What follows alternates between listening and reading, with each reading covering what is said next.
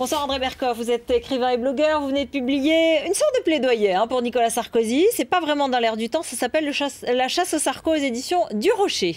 Patrice Bessac, porte-parole du Parti communiste, merci d'être avec nous. Alors le bilan de Nicolas Sarkozy 4 ans après, globalement négatif? Écoutez, moi je trouve pas, alors vous pouvez présenter comme défenseur de Nicolas Sarkozy, pas exagéré, je suis ni défenseur ni pas défenseur.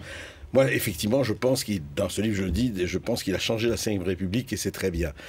Mais c'est pas un bilan négatif, en tout cas. Il y a eu beaucoup de choses qui ont été faites. Maintenant, évidemment, elles ont été faites sûrement dans la précipitation. Mais dire qu'il n'a rien fait par rapport à Chirac ou par rapport à Mitterrand, je crois qu'on peut comparer de façon assez avantageuse pour lui. Et il disait qu'il ne défendait pas. Patrice Bessac. Évidemment négatif. Au plan social, où contrairement à toutes ses promesses de campagne, il a été fort avec les faibles et faible avec les forts. Il a été, contrairement à tout ce qu'il a dit, l'homme des marchés financiers, l'homme finalement de la poursuite, de ce qui nous a amené dans la crise. Mais pour moi, aujourd'hui, le principal est ailleurs. Il a été aussi l'homme de l'abaissement moral de la politique. Des millions de gens ont cru en lui, ont cru à la réhabilitation de la politique, de l'ouvrier, du travaillé. Et in fine, il a montré que tout était permis, la manipulation, l'utilisation des boucs émissaires, les immigrés, tout était permis pour conserver le pouvoir. C'est une honte. Ouais, non, je suis, in fine, franchement, je ne suis absolument pas d'accord.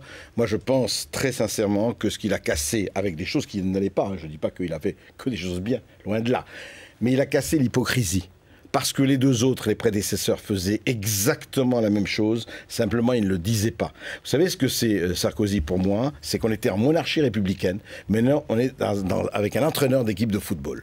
Il est dans la mêlée, il prend des coups, il reçoit des coups. Alors le bilan, j'en sais rien, on verra dans un an ce qu'il en sera. Mais hop, c'est vrai qu'il a les prédécesseurs entretenait une illusion de ce monarque républicain, etc. Voilà. Lui a tout cassé, c'est-à-dire a fait en sorte que la démocratie ne soit plus respectée à tel point que l'extrême droite, aujourd'hui, est en train de monter. Sur cette base, ils sont tous pourris. Et c'est l'échec principal. Alors qu'il avait monté et réussi à repolitiser finalement le débat public, il a éloigné encore plus de la démocratie le peuple français. Mais le débat public est beaucoup plus politisé aujourd'hui qu'il ne l'était sous les précédentes présidences. Justement, le fait que vous réagissiez comme ça prouve très bien. Vous savez ce qui se passait avant? Pendant 30 ans, on était infantilisés. On disait, allez dormir, dans vos bacs à sable, on s'occupe de tout.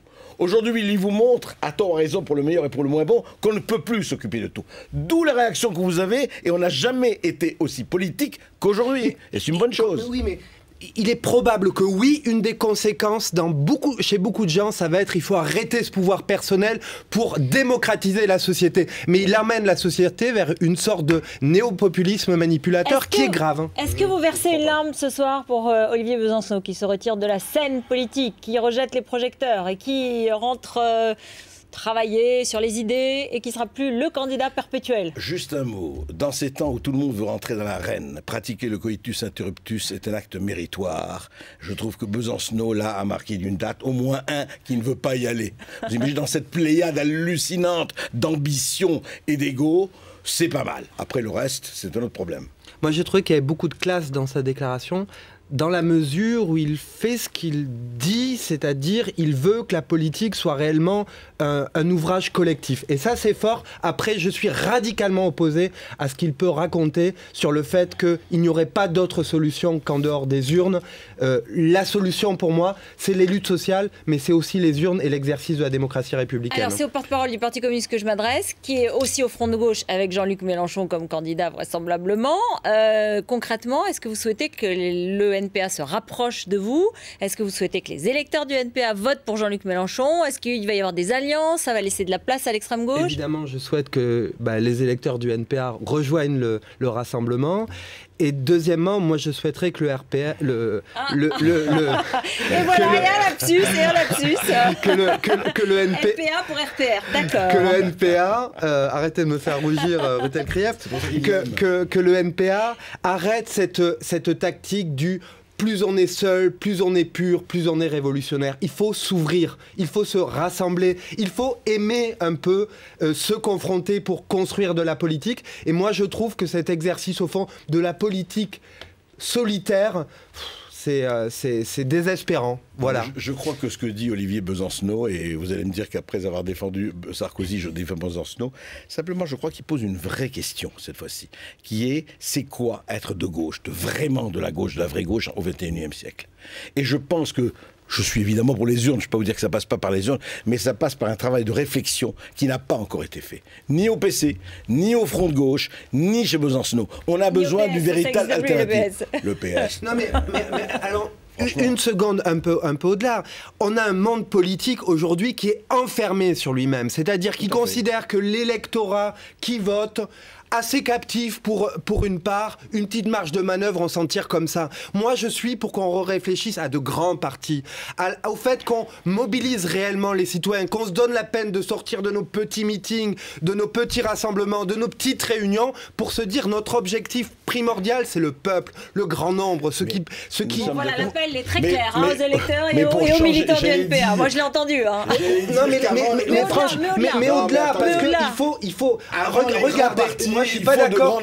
Je suis pas d'accord. Faut changer les mentalités. Je suis pas d'accord pour beaucoup de choses avec la politique qu'a menée Obama, mais il a réussi une chose. Il a réussi à remettre la politique dans la rue. Et moi, au Front de gauche, j'ai envie et au Parti communiste, qu'on sorte de ces gang dans lequel la politique s'est enfermée et qu'on se redise notre objectif, c'est pas de parler entre nous-mêmes, mais c'est de retrouver une politique populaire. Et il y a plein de choses qui permettraient de le faire. Un mot sur Obama pour finir. Il a bien fait de ne pas publier la photo de Ben Laden. Alors moi, je vais vous dire très franchement, moi je ne suis absolument pas d'accord. Je ne comprends pas les raisons pour lesquelles, alors vous savez que je connais très très bien le monde arabe et le Moyen-Orient. Le symbole, c'est le symbole. Je ne comprends pas la guerre. C'est pas un jeu vidéo. Quand ils disent ça va choquer, c'est pas un jeu vidéo. C'est pas un tir de la guerre, c'est terrible, c'est la guerre, c'est une guerre, et je ne comprends pas qu'ils ne montrent pas les photos. Moi, là, vraiment, c'est quelque chose qui m'échappe, parce que ce qui va se passer, c'est qu'il va y avoir énormément de gens, et beaucoup plus qu'on le croit, puisque le corps a été immergé, d'ailleurs, là aussi, il y aurait beaucoup de choses à dire, que dire, mais attendez, quelle preuve vous nous donnez? Ah oui, vous ne verrez pas Ben Laden marcher sur la surface de la Terre. Et alors, le mythe et le symbole vont continuer. J'ai pas compris.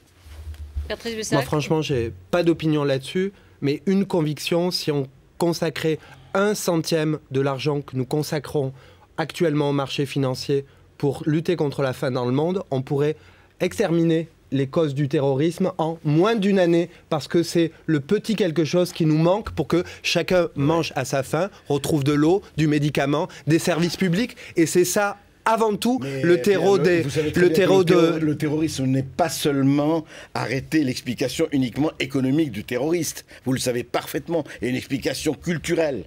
Et cette explication culturelle, il faut arrêter de se boucher les yeux et les oreilles. Vous savez très bien que les financiers du terrorisme ne sont pas le peuple affamé. Vous le savez parfaitement. Il est en Arabie Saoudite et dans les Émirats du Golfe. C'est pas les pauvres. Hein. Moi, je sais parfaitement qu'à force de soutenir des régimes insoutenables et de ne rien faire pour le co-développement, c'est-à-dire pour envoyer nos boîtes, piller le pétrole, les matières premières, eh ben, ça cause des problèmes graves pour le grand nombre. Merci beaucoup à tous les deux. Merci, le 20h de Thomas Soto, bien sûr, tout de suite. À demain.